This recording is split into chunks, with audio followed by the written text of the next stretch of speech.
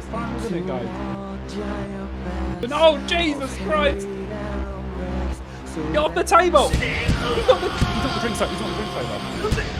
Go away! Oh, Jesus. He's knocked it all off.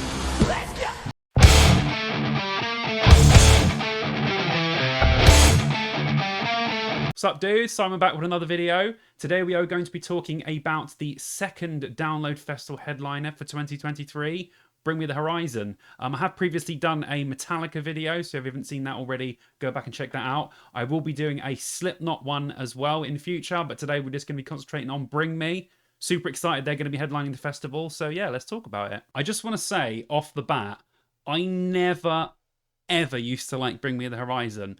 I appreciated what they did. Back in the day, I'm talking 2006 and 7, I would go to a lot of gigs where they would be support or main support. And I watched them. I wasn't into that style of music at that point. I wasn't into that kind of deathcore core stuff. I was just into metalcore and hardcore. So I didn't get it at the time. And obviously we knew them as Bring Me The Haircuts because all you could see was just one top of the eye. But when I was watching them live, I was standing there thinking, wow, these guys are technically really, really good at what they do. I didn't get it then.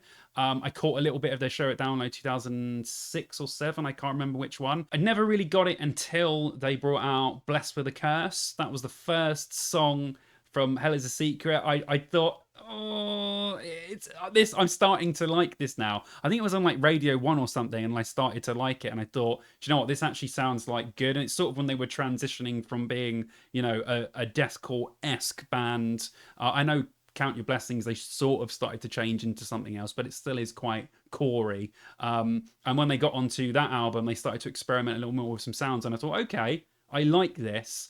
And of course, then I started to pay attention. And then once Sempiternal came out, I won't spoil it. I think we all know how great that album was. So I haven't been a fan always. I've been a fan now since, 2011, 2012, maybe just before Sempiternal came out. So I'm not necessarily an old school fan, even though 2012 was quite a long time ago now. But I know some people that have been fans literally from the beginning of when they started. But I do think it's cool that they're just their evolution of being a band, you know, starting off really, really heavy, and now they can delve in and out of heavy into more experimental, you know, electronica stuff, and into like even like real poppy areas. But I think they are good at all of those things, which is really hard to find a good band that can do all those things and do all of those things well. Being a musician, it's a very hard thing to do, to be able to do those things and do them all well. So that I appreciate with this band, but I just wanted to let you guys know I haven't always been a fan. I've been converted to Bring Me The Horizon literally by their music. Now, Bring Me The Horizon have actually played Download 5 times before, which is quite hard to believe. Since way back in the day. Their first was 2006, then they played 7, 9, 11, and the last time they played Download was 2014. So they haven't played in quite some time. Obviously now they've finally reached that headline status. I think a great litmus test for them was when they headlined the second stage at Reading last year, although it is a big stage. I think from that everyone could tell that they're probably ready to headline now. People always go on about Download and about how it's the old guard and not the new guard, so I don't think too many people could moan about this. Probably people will moan anyway because it's Bring Me The Horizon, but they are definitely big enough to be headlining Download now, and I think that they definitely deserve to be headlining. They did start on the very small stage in 2006, worked all their way up. I think 2014 they played, I think, third from last on the first stage, so that's quite an achievement for them now to be headliners, but they're a massive band. I am absolutely buzzing for them to play. I have absolutely loved their last 4 or 5 albums. I think they've been brilliant. And yeah, I'm super excited to have them at Download, which I'm sure a lot of you are and a lot of you aren't. But I'll be interested to see what kind of crowd they get. I have a feeling it's going to be absolutely huge. I think that Metallica are getting a lot of the rub for being responsible for this year's Download selling out, but I really think that Bring Me The Horizon have a lot to do with that as well. I think that they really pumped up the numbers. So yeah, absolutely buzzing. Can't wait to see what they got in store. I'm sure it will be a great mix of old stuff. Well, I say old stuff, they never play anything older than Sempiternal from what I can see. But anything from that onwards would be great. So yeah, it'll be interesting to see what they actually play in the set. But I think we'll be in for some treats in there as well. And who knows who they're going to bring out to sing some songs with. So yeah, super excited about them headlining Download. Okay, before I talk about my top 5 Bring Me Horizon albums, I want to just talk about some stuff that they've released. I want to say recently, but since the last album, they have obviously released a few singles. They released Die For You, which I thought was quite good, really cool Blade-inspired video. I took a while to warm up to this one. I wasn't quite sure about it. I kind of really liked the really heavy direction that they took on Posthuman, and this seemed to be a little bit towards not the poppy, but the rock poppy direction, but I still liked it. They also released a song called Strangers, which actually got a lot of radio play. Again, on the poppier side, but I really grew to like it. And then, of course, they done the remake of Bad Habits, which is obviously the original Ed Sheeran track, which I think is really good. I wasn't that keen on the original track. I think that Ed Sheeran is good. I can appreciate what he does and how much of a good singer he is, but I'm not an Ed Sheeran fan, as you would say. But when I listened to this version, I thought it was really good. It was really cool to hear him singing with sort of minorly heavy guitars. Obviously, they're not front and center in the mix, but hearing it live is really cool.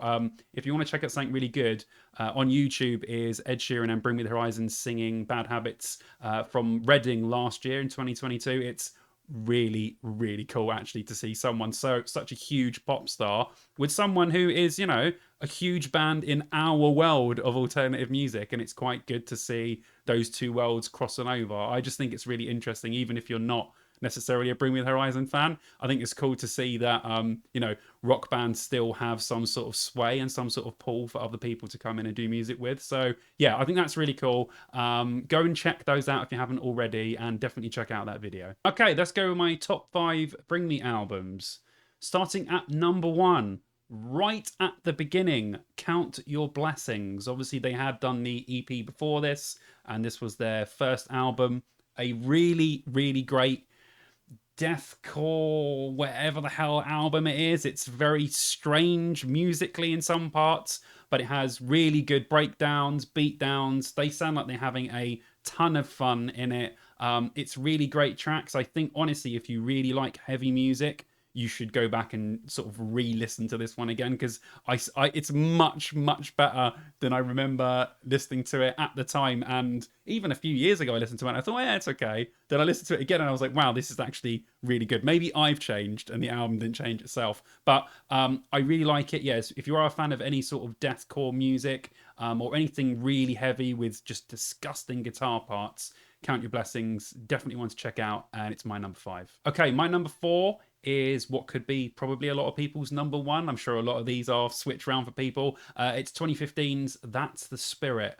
A really great album, a continuation of kind of what they were doing on Sempiternal, with the heaviness slightly toned down. They did go on in a more alternative rock direction, I would say, but just great all the way around. I mean, this album again is just start to finish bangers. You know, you got Doomed, you got Follow Me, you got True Friends. There's just so many great songs on this album. Yeah, I've seen a lot of people getting the tattoos of the umbrella with the raindrops and stuff. I think that's really, really cool. I'll probably have to get a Bring Me tattoo at one point. I don't know what the hell I would get, but that's a pretty cool one. But yeah, really good album. It's my number 4. Okay, my number 3 is Posthuman Survival Horror.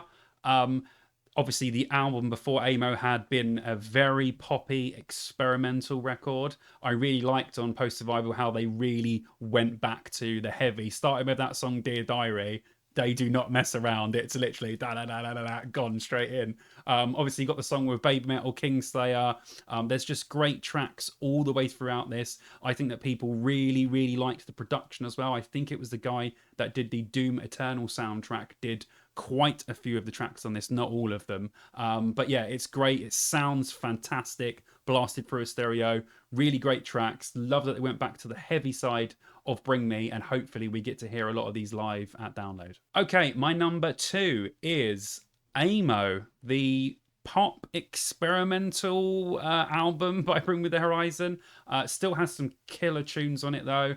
Mantra, Wonderful Life. I think Nihilist Blues might be one of the best Bring Me the Horizon songs, even it sounds nothing like an actual Bring Me the Horizon song. There are so many great tracks on this. I thought that for them to experiment and do all sorts of stuff, you know, it's like 90s dance, you got pop on there, you got rock stuff on there, you got alternative stuff on there. I just thought it was a really great album to start to finish. I think that the songwriting really stepped up on Amo. I thought it was just fantastic all round. I love when bands experiment. I know a lot of people didn't like it because it wasn't what they wanted from Bring Me the Horizon, but I love when bands go left field and, you know, throw stuff to the wall and see what sticks. But yeah, I hope we hear a lot from this album. I have a feeling that we will hear quite a few of the tracks, but I'm excited. But yes, my number 2 is Amo. And of course, you haven't guessed already, my number 1 is, of course, the metal masterpiece that is 2013's Sempiternal.